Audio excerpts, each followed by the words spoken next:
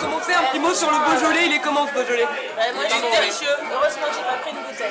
Ah, il est meilleur que l'an dernier. Ouais. Un petit goût de Framboise. Voilà, exactement. Là, c'est de la merde comme d'habitude, hein, moi je pense. Moi je pense qu'il est pire que l'année dernière, mais bon, ça se discute. Ah, pire que l'année dernière. Ah oui. Avec un petit goût de... Bah, le truc c'est qu'il est aussi merde, mauvais moi, que je dirais. l'année dernière, mais comme à chaque fois il est aussi dégueulasse. Alors moi ce que je trouve cette année, c'est qu'il a du... C'est le mec qui a du tannin alors qu'il c'est un vin jeune normalement qui ne devrait pas l'avoir. Il est pas bon, il est pas bon. Ojo, attends, tu t'y connais en pinard depuis cet après-midi toi, en fait. Depuis hier. Depuis hier, il s'y connaît depuis hier. Alors, premier sujet d'actualité, le coup d'envoi de la grève a été donné. Qu'est-ce que vous pensez de cette grève? Est-ce qu'elle est justifiée? Moi, je suis pour pas perdre les droits acquis, en tout cas, c'est ça, globalement. Non, pas perdre les droits, mais les rééquilibrer en fonction maintenant de la pénibilité du travail de chacun, parce que comme je disais tout à l'heure, c'est que les régimes spéciaux, c'est pour les mecs de la SNCF, mais c'est aussi pour les marins-pêcheurs. Et par exemple, les marins-pêcheurs, eux qui partent en mer, et qui eux, vraiment une pénibilité dans leur boulot, par rapport à des cheminots de la SNCF, là, il y a une sacrée différence. Moi je suis pas contre la grève en soi. Ce qui me gonfle, c'est que c'est instrumentalisé d'un point de vue politique et ça me lourde. Parce que finalement on est à côté du on parle d'un problème et finalement derrière c'est une opposition. Moi je suis pro-démocratique et tout, il n'y a pas de souci. Et pourtant si je dis je suis contre la grève, je vais passer pour une réac, alors que pas du tout quoi. Et je trouve que justement moi, la grève telle qu'elle est utilisée en ce moment, elle est antidémocratique au possible. Parce qu'à un moment donné, je veux dire, t'as quand même une...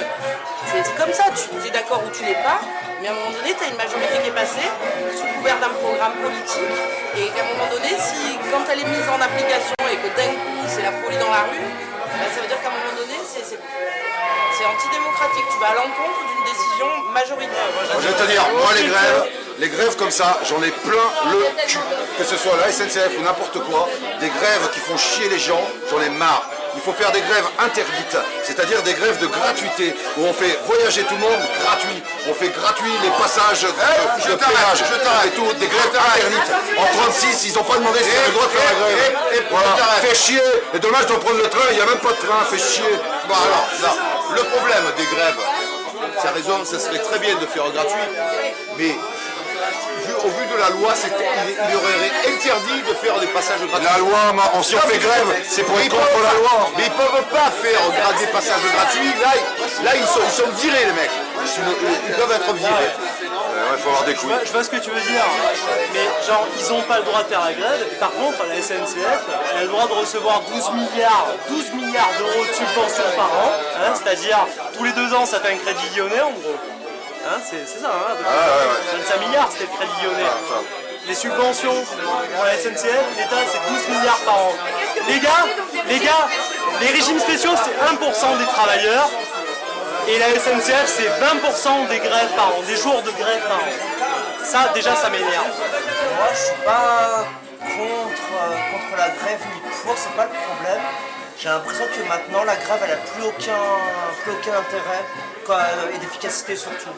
Alors au lieu de se battre avec les mêmes armes qu'il y a 50 ans, qu'il y a 60 ans, alors que la société elle a changé, moi j'ai l'impression que ça sert un peu à rien en fait. Je pense que la réflexion est nécessaire, mais d'un point de vue politique, ce genre de truc, c'est pas intéressant parce que ça laisse la porte ouverte à plein d'autres réformes qui là sont vraiment craignos. Moi je vais plutôt penser à la personne en fait, je me dis le petit jeune qui vient de rentrer à la limite, il n'est pas encore dans ses acquis réels, mais le mec qui est là depuis 40 ans et qu'on lui dit bah non ta retraite tu vas l'avoir à temps ou on va t'enlever tant, bah forcément lui il arrive à la fin, il a les boules. Donc il faut prendre peut-être une juste mesure entre les personnes qui sont là depuis longtemps dans ces régimes et les personnes qui viennent juste de rentrer. Et alors cette phrase qu'on entend à tout bout de champ, parce que la SNCF tout de suite ça touche tout le monde, et les usagers sont pris en otage. Alors vous en pensez quoi? Une grève, c'est fait pour bloquer les gens de toute manière, sinon ça serait pas une grève. Donc après, il faut se démerder autrement, quoi. Est-ce que, à votre avis, le mouvement va perdurer? À mon avis, à Paris, ça bloque tout le monde, donc ça fait chier tout le monde. Et je pense que ça fait chier tout le monde parce que ceux qui font grève, en l'occurrence la SNCF et la RATP, qui réclament leurs régimes spéciaux, eux, en l'occurrence, je pense que c'est très critiqué les régimes spéciaux pour les gens de la SNCF et de la RATP, parce qu'ils n'ont pas d'une pénibilité de travail, et je pense que c'est pour ça que c'est assez... Mais pourquoi ils n'ont pas une pénibilité de travail? Ils l'ont plus, en tout cas, par rapport à ce que ça pouvait être avant. Est-ce que les nouvelles technologies, c'est pas aussi une nouvelle pénibilité de travail?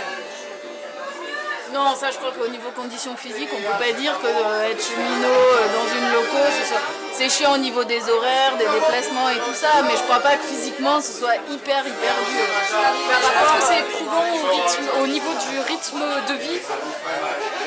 Comme quand tu fais des horaires, oui, c'est comme en usine. Comme les 3-8 en usine, c'est chiant. Et ils ont plus le charbon et c'est bon, ouais. Et ça va, quand ils disent qu'ils travaillent le dimanche. Bon, si je travaille le dimanche, ben ça va, hein, c'est bon. J'ai commencé à travailler, j'avais 13 ans, moi. Ben c'est bien fait alors. D'accord, mais les mecs de la SNCF, sur leur fiche de paye, et ça c'est marqué dans les journaux de rail, arrêtez de vous battre. ils touchent encore la prime de charbon, quoi. Attends, je vais te dire tu sais ce qui touche la prime de non-prime. Ça aussi, ça c'est pour les sédentaires. Quand on parle de prime, ils ont une prime de non-prime. Ça c'est pour les sédentaires. Non mais trop d'accord. Les sédentaires, les mecs qui n'ont pas les primes de déplacement, ils ont une prime d'absence de prime, ça s'appelle. Ouais, voilà. Hallucinant, quoi. Quand tu vois comment avec 98% des gens se battent. On l'a dans le machin qui a produit ce truc.